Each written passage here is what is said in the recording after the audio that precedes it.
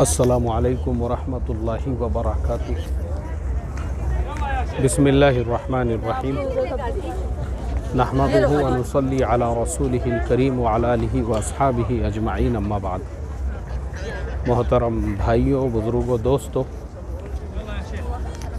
مسجد نبوی صلی اللہ علیہ وسلم کے صحن میں ہوں اور آقائے نامدار تاجدار مدینہ محمد عربی صلی اللہ علیہ وسلم کے روضے کے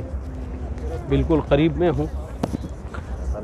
آج میں آپ کو اللہ کے نبی صلی اللہ علیہ وسلم کی ہم نے متروک سنتوں کا ایک سلسلہ شروع کیے تھے،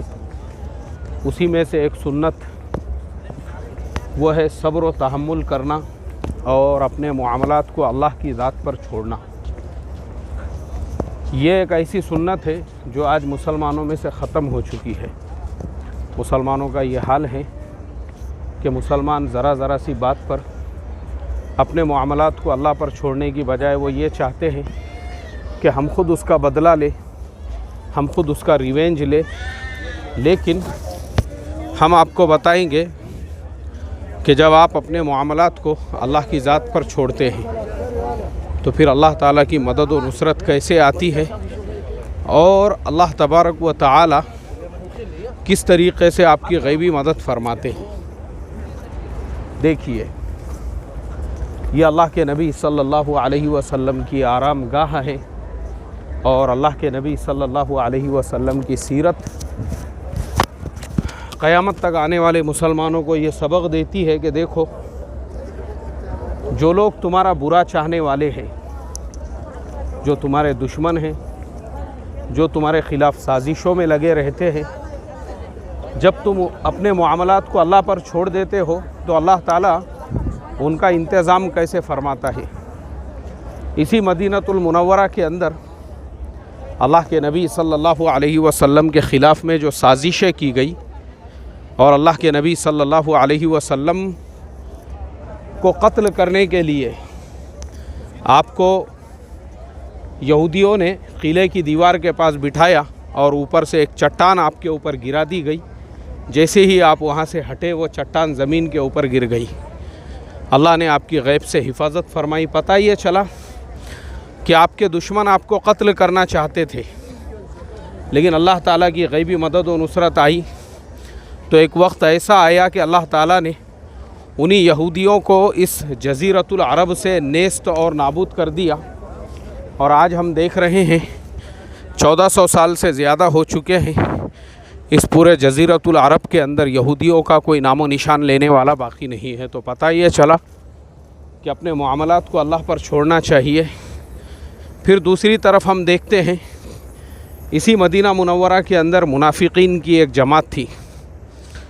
وہ منافقین جو اللہ کے نبی صلی اللہ علیہ وسلم کا خاتمہ کرنا چاہتے تھے، وہ منافقین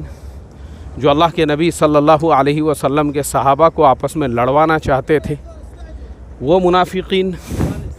جن کا مقصد ہی یہ تھا کہ اللہ کے نبی صلی اللہ علیہ وسلم کے لائے ہوئے اسلام کے اس چراغ کو کیسے مٹایا جائے، کیسے بجھایا جائے۔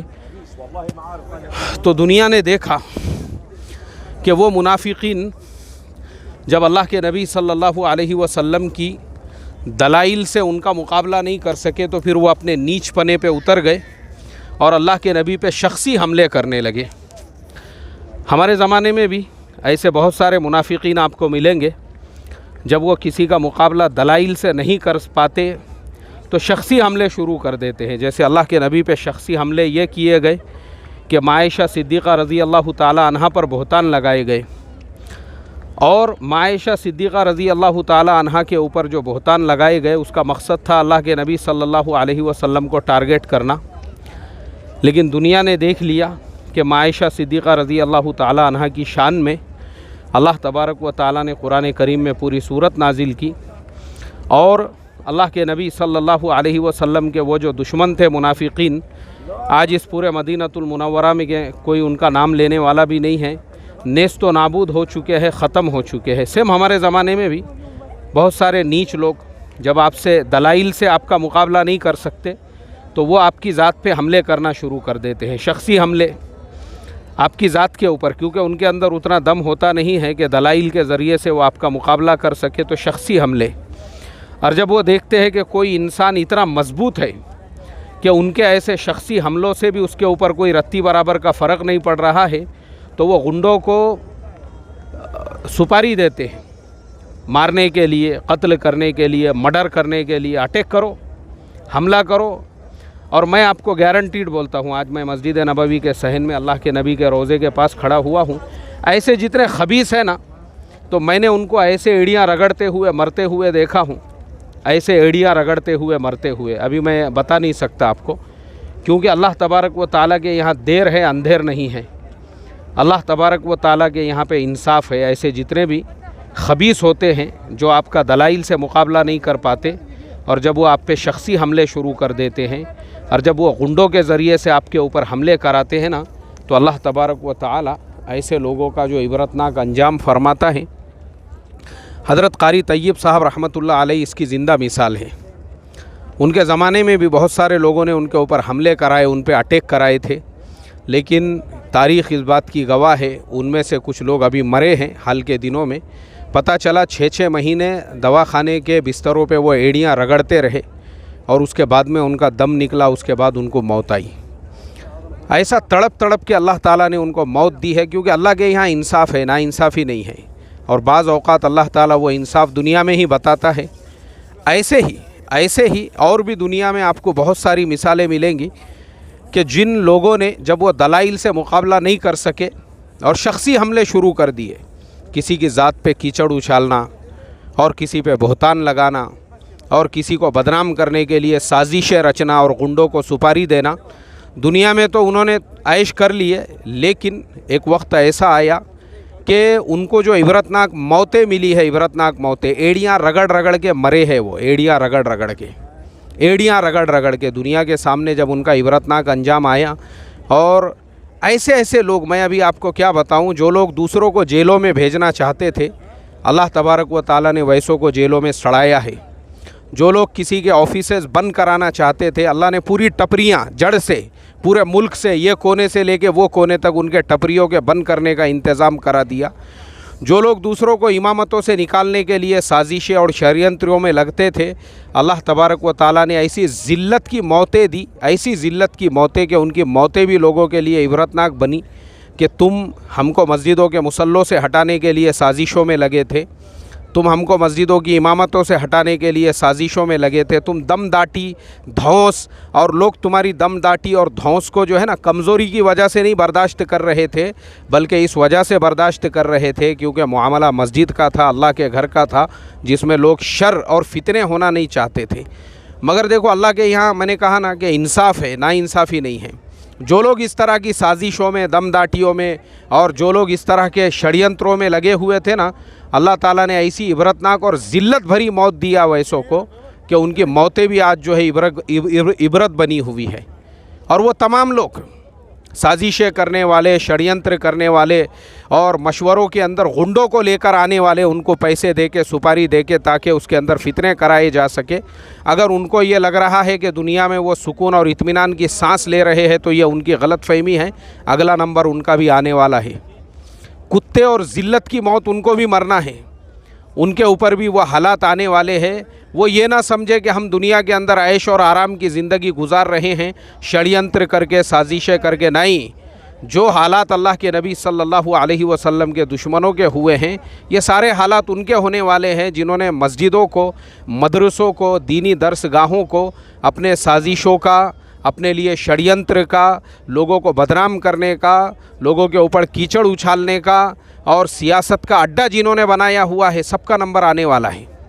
سب کا نمبر اللہ چھوڑتے نہیں ہے۔ دیکھو اللہ کے یہاں پہ میں نے کہا نا، اللہ کے یہاں پہ ناانصافی نہیں ہے، بلکہ اللہ تبارک و تعالیٰ جو ہے نا، جیسے اللہ کے نبی کے دشمنوں کے ساتھ میں ہوا ہے، اگر آپ صبر و تحمل رکھو گے،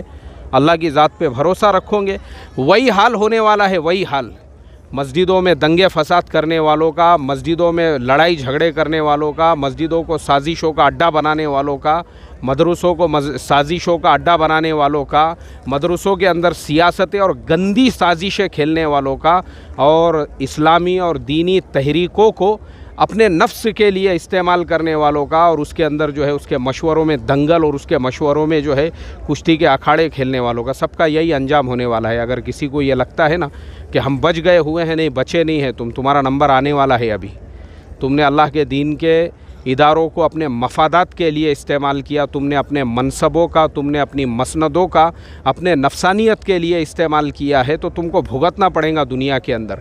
یہ مت سمجھو اسی لیے ہمارے ملک میں جو عذاب آیا ہوا ہے اور گورنمنٹ کی طرف سے یہ جو سختیاں ہو رہی ہے اور ہر تحریک اور تنظیم کے اوپر پابندی لگانے کی جو باتیں ہو رہی ہے، یاد رکھو یہ ظلم نہیں ہے، یہ اللہ تعالیٰ کی طرف سے، یہ ظلم نہیں ہے، یہ پکڑ ہے اللہ تعالیٰ کی طرف سے، یہ ظلم نہیں ہے، یہ تمہارے حرکتوں کی وجہ سے آج تمہاری تنظیم و تحریکوں پر بعض صوبوں کے اندر تو پابندیاں لگ گئی ہے، ابھی پورے ملک میں پابندی لگنے کی جو تیاریاں چل رہی ہے، یہ تمہاری حرکتوں کی وجہ سے، کیونکہ تم نے اپنے نفس کے لیے،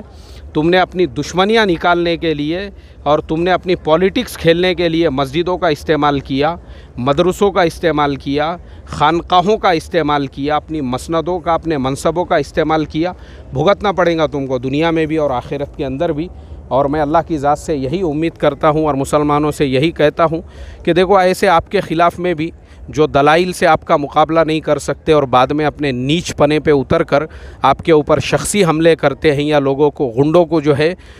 سپاری دیتے ہیں، تو آپ ان ایسے لوگوں سے گھبراؤ مت، ایسوں کے معاملات کو اللہ کی ذات پہ چھوڑو۔ انشاءاللہ ان کا جو عبرتناک انجام ہوگا پوری دنیا دیکھیں گے انشاءاللہ۔ اذان کا وقت قریب ہو چکا ہے، میں اللہ تعالیٰ سے یہی دعا کرتا ہوں کہ اے اللہ، جتنے بھی لوگ